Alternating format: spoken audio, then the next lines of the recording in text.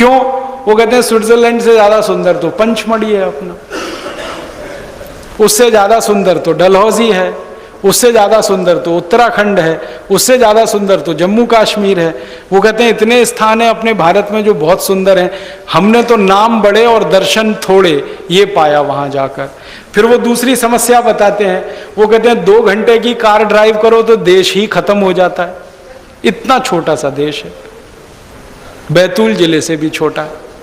2 घंटे कार चलाओ उत्तर से दक्षिण, देश की सीमा खत्म हो जाती है। उद्योग कोई है नहीं उस देश में, व्यापार कुछ होता नहीं है, ट्रेडिंग कुछ नहीं है, कोई ट्रेडिंग एक्टिविटी नहीं है, और इंडस्ट्री कोई नहीं है। फिर भी दुनिया में हाईएस्ट इनकम ग्रुप में वो देश आता है। पर कैपिटा इनकम में स्विट्जरलैंड हाईएस्ट है पूरी दुनिया। उनके आदमी की 1 साल की जो आमदनी है वो दुनिया में किसी देश के आदमी की नहीं है। तो इंडस्ट्री है नहीं, बिजनेस कोई है नहीं, ट्रेडिंग चलती नहीं, खेती कुछ होती नहीं, क्योंकि साल में 8 महीने बर्फ पड़ती है, खेतों में बर्फ जमा रहती है, घास का तिनका भी नहीं उग सकता, तो खेती नहीं है। अब कुछ नहीं है तो हाईएस्ट इनकम कहां से है?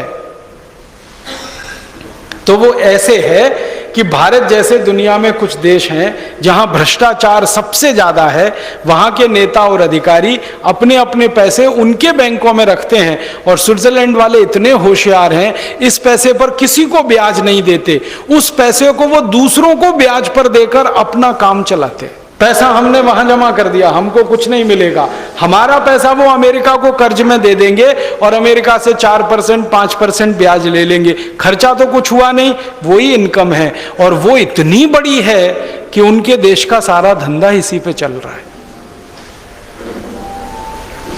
तो भारत के नेता वहां जाके खजाने बना रहे हैं, अधिकारी खजाने बना रहे हैं, और इन खजानों में वो पैसा जमा हो रहा है जो गरीबों पे खर्च होना चाहिए था, जो विकास के लिए लगना चाहिए था, वो पैसा वहां गया। तब समझ में आता है कि आजादी के 62 साल के बाद विकास क्यों नहीं हुआ, हो जाना चाहिए था। आजादी के 62 साल के बाद देश की ये परिस्थिति है कि हमारे देश में 6,38,365 गांव में से 4 लाख गांव में अभी भी बिजली की व्यवस्था नहीं है, अभी भी नहीं। 2.5 से 3 लाख गांव में चलने के लिए सड़क नहीं है, अभी भी। करीब 3 लाख गांव में प्राइमरी हेल्थ सेंटर नहीं है, डॉक्टर नहीं है, दवा नहीं है। आधे से ज्यादा बच्चे शिक्षा से वंचित हैं इस देश में, आधी से ज्यादा आबादी निरक्षर है, बिना पढ़ी लिखी है इस देश में। आधे से ज्यादा माताएं जब अपने बच्चों को जन्म देती हैं तो या तो मां मरती है या बच्चा मरता है, क्योंकि ना मां के शरीर में ताकत है ना बच्चे के शरीर में ताकत है, क्योंकि खाने के लिए खुराक ही नहीं मिलती। सरकार कहती है कि जो बच्चे दुर्भाग्य से पैदा भी हो जाते हैं उनमें से आधे से ज्यादा 3 महीने में ही मर लेते हैं, कुछ ना कुछ बीमारियों से, डायरिया हो गया, डिसेंट्री हो गई, हैजा हो गया, मर गए, रेजिस्टेंस नहीं है शरीर में। कुपोषण इस देश में इतना है कि जंगलों में रहने वाले वनवासियों को जंगली फल खा के मर जाना पड़ता है इस देश में। इतनी खबरें रोज आती हैं, उड़ीसा से, बंगाल से, आसाम से। मैं पूरे देश में घूमता रहता हूं, मैंने ऐसे कई गांव देखे हैं जहां गरीबी के कारण माता पिता अपने बच्चों को बेच देते,